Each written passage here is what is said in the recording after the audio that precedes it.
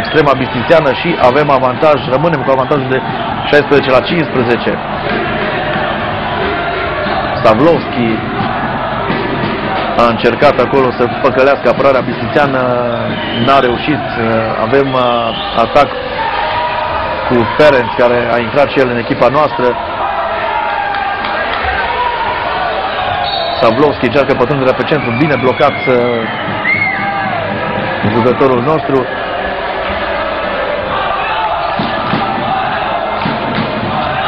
Și gol cu podeaua scrie Barnabas, Olah Barnabas.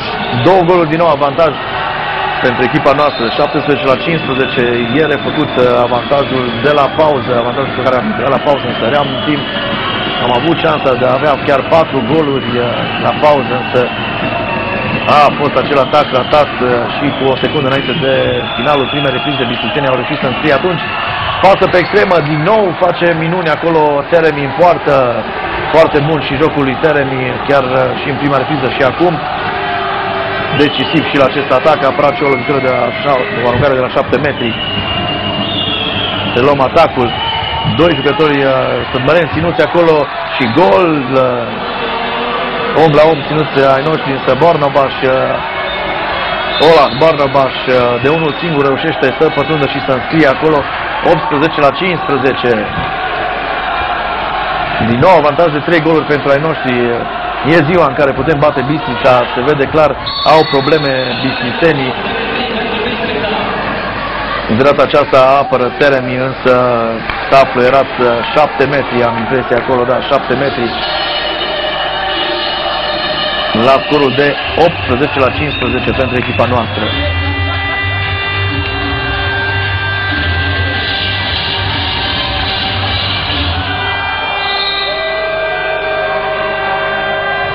Misiunea imposibilă a fost pentru portarul nostru, această minge foarte bine aruncată și gol marcat din 7 metri, 16-18.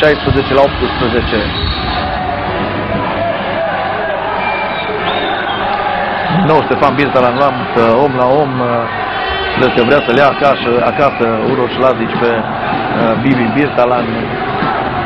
Același marcaj om la om și în partida tur, atunci a dat roade, acum Birtalan însă a reușit câteva goluri importante în prima repriză.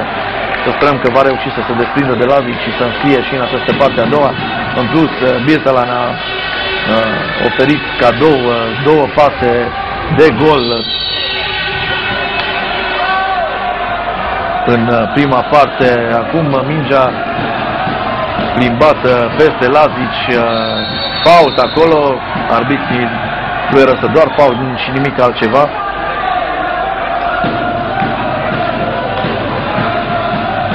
Hai, acum se pregătește parcă o minge pentru Birtalan, din nou apare Lazic.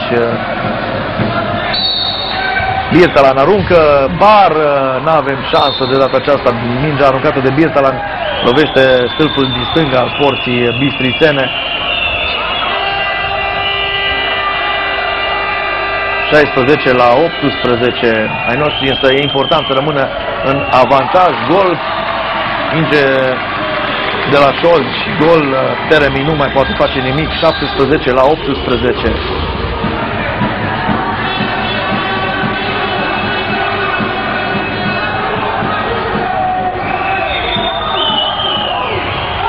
Aruncă de data aceasta, însă n-avem noroc, apără portarul bistrițean. Noad Ișvan a aruncat și a apărat portarul bistrițean, apără la rândul lui și Teremi acolo de pe extrema, încercat gazele să înscrie, să egaleze, practic n-au reușit. 17-18, aruncă de data aceasta, minge lovește bara, nu se poate, minge dată din nou bistrițenilor, tocmai lăudam pe arbitrii, nu lăudăm pe tare că probabil li se urcă la cap și o să ne trezim cu decizii ciudate în următoarele minute. Portează acolo pivotul bistrițean, aruncă din nou blocaj, de data aceasta colț evident.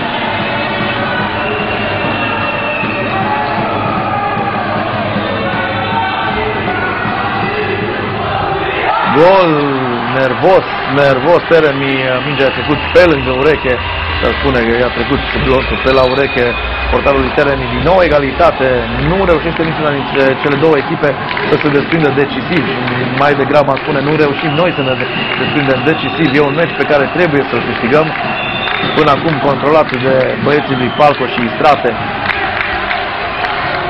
Însă, din păcate, ne-a lipsit acea concentrare practic la momentele în care am fi putut merge la 3, chiar 4 goluri diferență. N-am reușit să păstrăm atunci diferența, datat prea ușor atacuri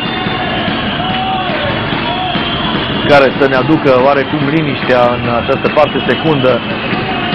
18 la 18, bislitenii, iată, egalează și mai mult decât atât, au șansa să ia din nou conducerea pe tabelă. Apără din nou Teremi, extraordinar, nu se fără de data aceasta nimic, o minge aruncată în față acolo, pătrunde și gol! Olahianoș înscrie pe contraatac, a apărat Teremi, gazele s-au oprit crezând că se va făiera acolo 7 metri, însă în jocul a fost lăsat să continue. Avem din nou avantaj, 19 la 18.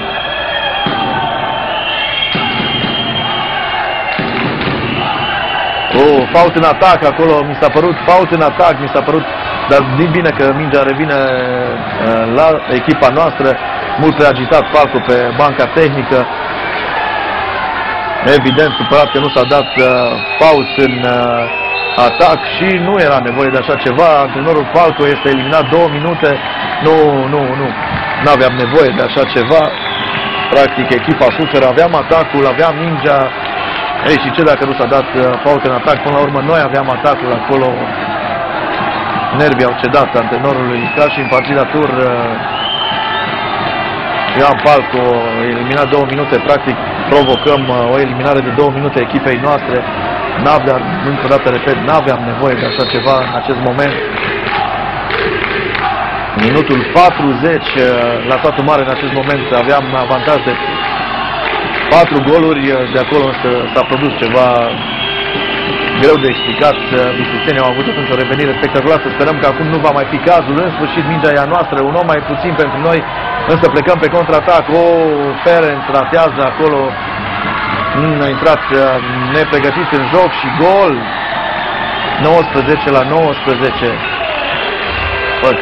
Păcat, eliminarea aceea ne-a dat peste cap. Ferenc și chemat pe bancă imediat. Mateș, nu Ferenc, mă scuzați.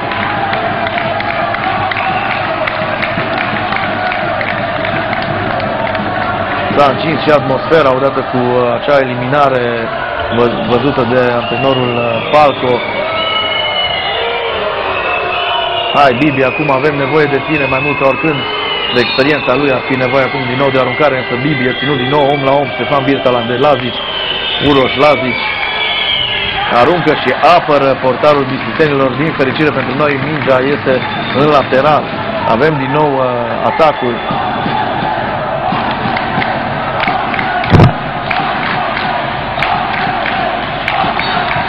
Fault, 9 metri, fără discret de data aceasta arbitrii care l-au scos din pepeni pe directorul tehnic. Falco aruncă, Birtalan și gol!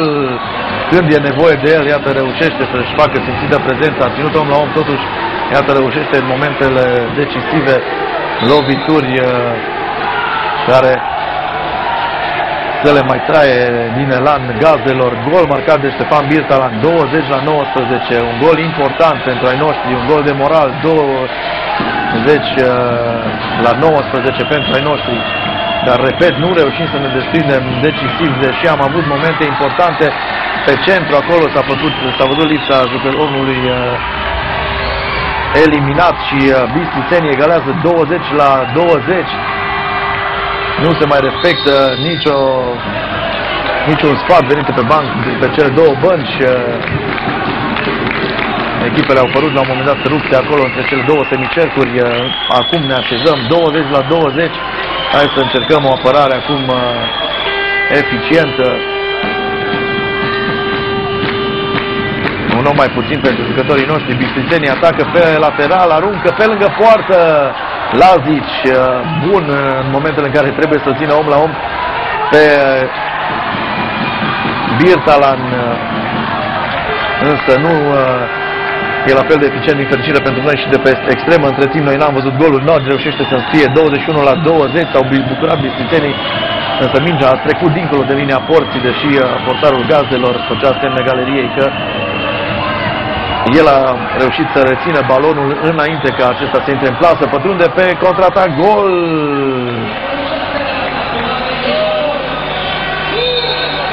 (22-20).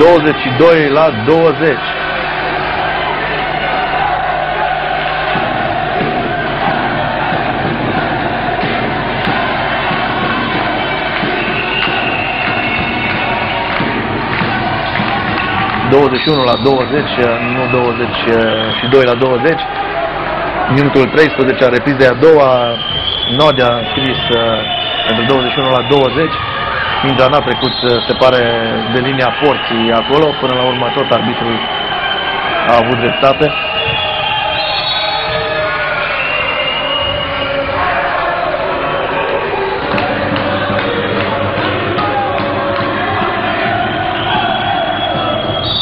Nu l-am mai văzut în această a doua repriză pe omul considerat cel mai bun al Gazelor, Cristian Zenoviu, iar pe Lel Benat, după o accidentare înainte acestei partide. S-a văzut și în prima repriză că nu a fost în apele lui, din fericire, am spune, pentru noi, foarte bine marcat acolo de apărarea noastră. Nemanja Babic conduce atacul Gazelor. 21-20, bistrițenii nu găsesc soluții să depășească apărarea noastră. Bară, avem din nou șansă, Bară se cere cald de pe banca noastră.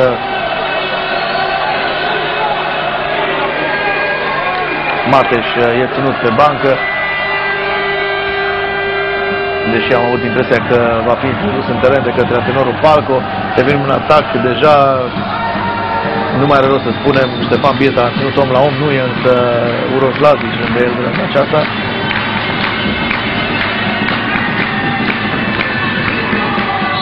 Faul pe aruncare acolo, a încercat o repunere rapidă cu Birtalan, dar suntem opriți. Minutul, aproape de minutul 45. Din nou Birtalan se încearcă paravan pentru el, aruncă în bară, revine mingea la Ferenc, care înscrie gol. 22-20, intră cu gol și Ferenc pentru echipa noastră.